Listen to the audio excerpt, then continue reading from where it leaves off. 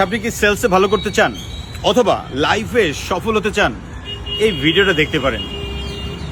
কোনো একটা দিন ধরেন বৃষ্টি পড়তেছে, এখন আপনি বাসা থেকে একটা চামচ, যেটা দিয়ে আমরা ওই যে চিনি টিনি খাই, একটা চামচ নিয়ে গিয়ে বাইরে দাঁড়ালেন, বৃষ্টির পানি পড়লো, চামচটা ভরে গেলে আপনি বাসায় চলে আসলেন।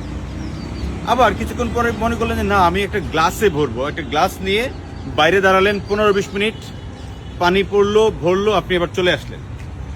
আপনি আসার পরে ভাবলেন যে না, আমি একটা মগে ভরবো, এবার একটা মগ নিয়ে গিয়ে দাঁড়ালেন, পানি পড়লো, ভরলো, প্রায় 40 মিনিট লেগে গেল, আপনি আসলেন। কিছুক্ষণ পরে মনে করলেন না, আমি একটা বালতি ভরবো, এবার বালতি নিয়ে গিয়ে ধরলেন, প্রায় 2-3 ঘন্টা দাঁড়ালেন, বৃষ্টির পানি পড়লো, আপনি বালতি ভরা শেষ হওয়ার পর নিয়ে চলে আসলেন। এই যে একই মানুষ, আপনি চাইলে চামচ, চাইলেই আবার গ্লাস, চাইলেই মগ, চাইলে আবার বালতিও ভরতে পারেন, কারণ বৃষ্টি একটা অফুরন্ত জিনিস, রাইট? এটা সবার জন্য সমান তালেই দিয়ে থাকে। তেমনি সৃষ্টিকর্তা প্রায় সকল মানুষকেই সর্বোচ্চ লেভেলের দিতে চায়, যদি সেই মানুষটা নিতে চায়। মার্কেটে যারা আমরা ঘুরি সেলসের জন্য, সেলসও কিন্তু প্রচুর থাকে।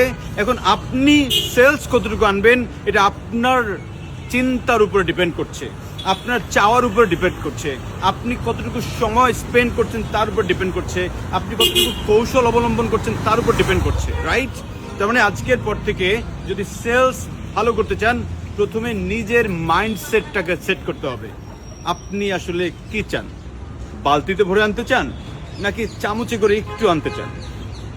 এই মাইন্ডসেটটাকে আগে সেট করার পর তবেই কেবল আপনি মার্কেটে গেলে সেলস অনেক বেশি হবে, তথাপি আপনার লাইফেও আপনি সফল হবেন। Thank you.